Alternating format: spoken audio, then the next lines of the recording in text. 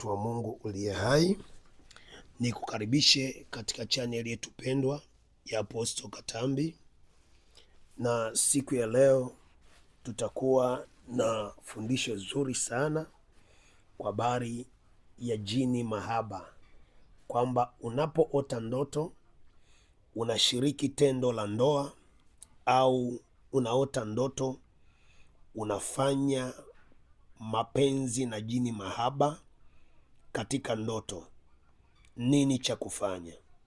Nini cha kufanya unaposhiriki tendo la ndoa na jini mahaba, au umeota usiku unashiriki nalo, limekuijia kwa sura ya rafiki yako wa zamani, au limekuja kwa sura ya mume wako katika ulimwengu wa roho, nini cha kufanya ili uweze kuepukana na roho? Maana kumbuka, majini mahaba huwa yanabeba roho, na unapozini nalo au unaposhiriki nalo tendo la ndoa kwenye ulimwengu wa roho, huwa linaleta, unakosa nguvu ya kuomba, wakati mwingine unakosa nguvu ya kufanya vitu, wakati mwingine, na wakati mwingine yanaleta roho za mikosi na laana.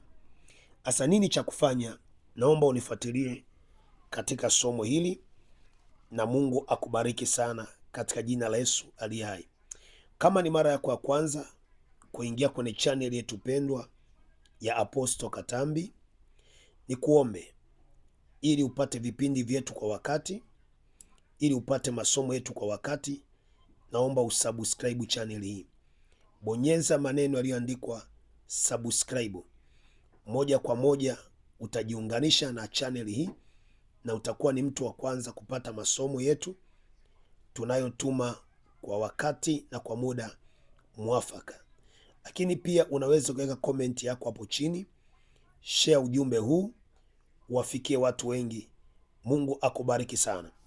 Turudi kwenye pointi yetu moja kwa moja, namna ambavyo unaweza, wakati umelala usiku, jini mahaba huwa linakuja usiku wa manane, au kuanzia saa 6, au unaweza likaja mchana kwa njia ya sura ya mtu unayemfahamu ikakuijia kufanya nayo mapenzi, au kwa njia ya sura ya mume wako, au kwa njia ya sura, kama ni mwanaume linaweza kuja kwa sura ya mke wako au rafiki yako uliyeachana naye zamani. Lakini kama ni mwanamke linaweza likatumia sura pia ya mwanaume kukuijia. Sasa leo nataka tujifunze kwamba unafanya nini unaposhiriki na jini mahaba usiku au mchana linapokuijia, unaposhiriki nalo tendo la ndoa. Unafanya nini au utende nini ili uweze kufanikiwa katika maisha yako? Kumbuka, jini mahaba halishiriki tu na mtu tendo la ndoa, linashiriki kwa sababu maalum. Sababu ya kwanza ya kushiriki nawe tendo la ndoa, linajua siri ya kwamba tendo la ndoa ni agano katika ulimwengu wa roho. Tendo la ndoa ni agano katika ulimwengu wa roho. Na pia linajua jini mahaba kwamba unaposhiriki na wewe tendo la ndoa, linaunganishwa na wewe katika ulimwengu wa roho kupitia baraka zako. Ukisoma Wakorintho wa kwanza sura 6 mstari ule wa 15 na kuendelea, maandiko yanasema, aliyeungwa na kahaba ni mwili mmoja naye. Aliyeungwa na kahaba ni mwili mmoja naye. Kwa tunaanza kuona kwamba tendo la ndoa linakuunganisha kati yako na jini mahaba. Tendo la ndoa analitumia jini mahaba kukuunganisha kati yako na jini mahaba. Na pointi ya pili, tendo la ndoa pia linatumika kwenye ulimwengu wa roho. Tendo la ndoa linatumika kwenye ulimwengu wa kiroho. Wanapokutana na wewe kushiriki tendo la ndoa, huwa anaunganishwa na baraka zako za kwenye anga lako la kiroho. Kwa hiyo kumbuka, ukisoma kwenye kitabu cha Mwanzo sura ya kwanza mstari wa 26 mpaka 28, Maandiko anasema Mungu akamuumba mtu kwa mfano wake, mwanaume na mwanamke Mungu akamuumba. Biblia inasema Mungu akawabarikia, akawaambia zaeni mkaongezeke na kuijaza nchi na kuitiisha, na kila kiumbe kitembeacho juu ya nchi. Kwa hiyo tunaona ya kwamba Mungu akawabarikia. Kwa hiyo baraka za wanandoa huwa zinakuwa kwenye anga la ndoa. Kwa katika ulimwengu wa roho, jini mahaba linaposhiriki na wewe tendo la ndoa huwa linateka baraka zako katika ulimwengu wa roho. Ndio maana unaposhiriki na wewe na jini mahaba usiku, asubuhi ukienda kwenye kazi mambo hayaendi, asubuhi ukienda kwenye biashara mambo hayaendi, asubuhi ukienda kufanya vitu mambo hayaendi, kwa sababu huwa jini mahaba unaposhiriki nalo huwa linateka baraka zako za ndoa, huwa linateka mafanikio yako ya ndoa katika ulimwengu wa kiroho. Nasema mtumishi, unaongea nini? Sasa wengi wanajiuliza kwa nini unaposhiriki na jini mahaba usiku wa manane au asubuhi au mchana, unashangaa ukiondoka siku hiyo ukaenda kazini unakuwa ni mtu wa mikosi, vitu vitavunjika, mara upoteze simu, unafika kazini mara rafiki wanakuinukia kazini, wafanyakazi wenzako wanakuinukia, unaenda kazini wanaotakiwa kukupa mzigo hawakuletei, unaenda kazini watu wanakuchukia. Haujajua mikosi hii umeipata wapi, haujajua matatizo hayo umeyapata wapi. Ni pale unaposhiriki na jini mahaba tendo la ndoa, ndipo unaanza kupata mikosi kwa kila unachokifanya katika ulimwengu wa roho mpaka ulimwengu wa damu na nyama. Nasema mtumishi, unaongea nini? Unaposhiriki na jini mahaba unabeba mikosi, laana katika ulimwengu wa roho. Na wengine huwa wanajiuliza, baada ya kushiriki nalo usiku, ukienda kwenye kazi auzi, kama ni dukani auzi, kama unauza nyanya ngogwe au kibandani auzi, kama umeenda we ni konda huko mlangoni, mambo haendi sawa. Kama ni bosi, unashangaa wafanya kazi wenzako tu walio chini yako wanakununia, wananuna, wanakukasirika. Siri ni moja, unapofanya tendo la ndoa wewe kati yako na jini mahaba,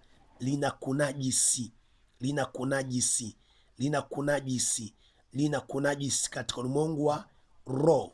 Sasa usipoelewa hili ya kwamba ndio maana hata inafika kipindi wale watu wako wa baraka, watu wako wa mafanikio wanakuwa mbali na wewe, unakuwa ni mtu tu wa kutengwa, ni mtu tu wa kujichukia, ni mtu tu wa kukasirika, wa kukasirikwa na watu, ni mtu unatenda mema unachukiwa, kwa sababu anajikuunganisha na mabaya, lengo lake ili uwe mbali nalo.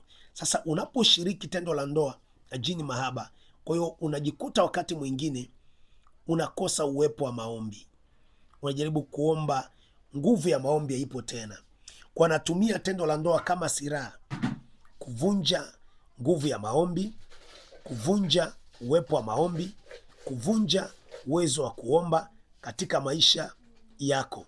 Kwa unajikuta unaenda kuomba unashindwa, unaenda kuomba hauwezi kuomba tena, ukisoma neno hauwezi tena. Kwao anakunajisi ulimwengu wa roho. Kwa anapokunajisi ulimwengu wa roho, Mungu anakuwa mbali na wewe. Unaweza ukasema tu nimeshiriki naye tendo la ndoa kwa muda mchache, nimeshiriki naye tendo la ndoa kwa muda mchache. Anakunajisi katika ulimwengu wa roho anapofanya tendo la ndoa na wewe. Kwa unakuta watu wanakuchukia, ukifanya kitu hakifanikiwi, kumbe ni ile hali ya kushiriki naye. Sasa pointi yangu ni moja, naotaka kuzungumza nawe kwa habari unaposhiriki tendo la ndoa na jini mahaba. Pointi yangu ni moja ambayo nataka nizungumze nawe, ambayo itakusaidia baada ya kufanya tendo la ndoa na jini mahaba, au nimeshiriki na wewe kwenye ndoto, ukaamka pale asubuhi na mapema au mchana au jioni. Kitu cha kwanza cha kufanya, ingia maombi ya toba. Ingia maombi ya toba. Hiki ndicho kitakusaidia. Lakini kama hautaingia maombi ya toba, ukaondoka tu kwenda kazini, ukaondoka tu kwenda kufanya biashara, ukaondoka kwenda kukutana na watu, ndo unakuta unatembea kwenye siku ya laana, siku ya mafarakano, siku ya vita, siku ya uharibifu. Unajiuliza, mikosi hii nimeipata wapi? Mbona chombo nachoingizia pesa kimeharibika? Mbona nimekutana na watu wameniuzi? Mbona nimekutana na watu wameniharibia siku? Ni lile jini mahaba ambao limeshiriki na wewe tendo la ndoa, liko limekuvuruga na likakunajisi katika ulimwengu wa kiroho.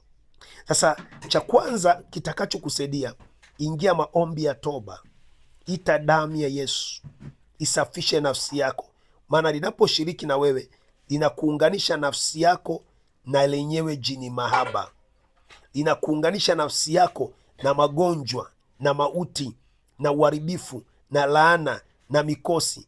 Kumbuka maandiko yanasema kwenye kitabu cha Mithali, anasema azinie, afanyie uzinzi, afanya dhambi iliyo juu ya nafsi yake.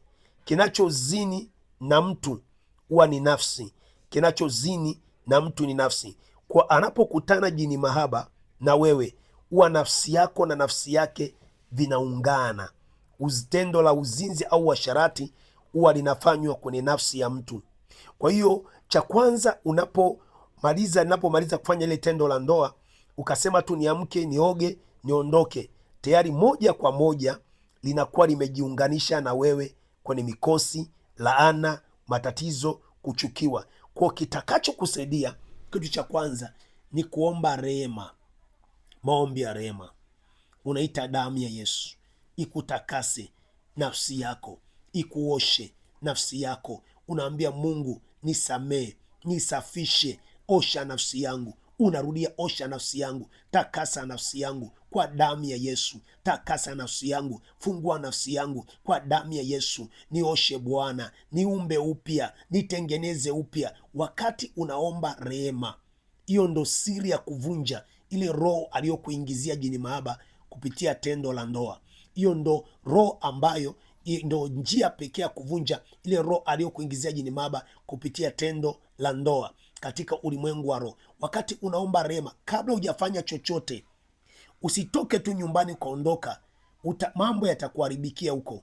Utakuwa na siku mbaya, utainuliwa watu kukusema mabaya, utainuliwa watu kusema mabaya, utakuwa na ugomvi na familia yako. Kumbe ni roho ambayo umeingiziwa wakati unashiriki na ile jini mahaba usiku wa manane au mchana katika ulimwengu wa kiroho. Sasa unapoomba rehema, unaitakasa nafsi yako, unaisafisha nafsi yako, unaingia, unakata muunganiko kati yako na ile jini mahaba kwenye ulimwengu wa roho kwa damu Yesu. Unakata mawasiliano kati yako na ile jini mahaba kwenye ulimwengu wa roho kwa damu Yesu aliye hai. Pendo unaonisikiliza, ndipo unapoomba unajitakasa nafsi yako, unaiosha nafsi yako kwa damu Yesu, unaisafisha nafsi yako kwa damu Yesu. Unakuwa unarudia, naita damu Yesu kusafisha nafsi yangu, naita damu Yesu kutakasa nafsi yangu, naita damu Yesu kuweka huru nafsi yangu, na kata miunganiko walioniunganishia, maroho walionivika katika tendo la ndoa, maroho walionivika maagano walioniwekea katika tendo la ndoa, na kata miunganiko yao, maagano yao, na vunja kwa damu ya Yesu, kwa jina la Yesu. Baada ya kuomba hapo, unajitakasa, ndipo sasa unajisafisha, unavua zile roho zilizokuwa wamekuvika. Ndo unaweza ukatoka kwenye nyumba yako, ukaenda sasa kwenye biashara, ukaenda sasa kwenye kazi, ukaenda sasa kwenye uchumi. Lakini ukitoka tu, kama hujafanya hivi ninavyokuambia, utakuwa na siku ya mikosi, utakuwa na siku ya laana, utakuwa na siku ya mateso, utakuwa na siku kukataliwa. Matukio ya ajabu yatatokea kwenye maisha yako. Naomba unifuatilie katika channel yetu pendwa hii ya Apostle Katambi katika masomo yajayo. Ili uwe wa kwanza kupata masomo yetu, unaweza ukasubscribe channel hii. Bonyeza maneno yaliyoandikwa subscribe, na pia unaweza ukaweka comment yako hapo kistaarabu. Mungu akubariki sana. Share ujumbe huu. Wengi wanateseka sana baada ya kuzini na majini mahaba, kufanya mauasharati na mandoa ya kipepo usiku wa manane. Asubuhi tu anaamka, anaanza kufanya vitu vingine, mara kutana na mume wake, wanashiriki tendo la ndoa. Utajiletea vita, utajiletea vurugu. Anza na toba, ndo mpe mume wako tendo la ndoa. Hapo ndio utabarikiwa katika jina la Yesu aliye hai. Mungu wa mbingu na nchi akulinde, akutunze. Endelea kusikiliza vipindi vyetu, endelea kufuatilia vipindi vyetu. katika jina la Yesu aliye hai, amen.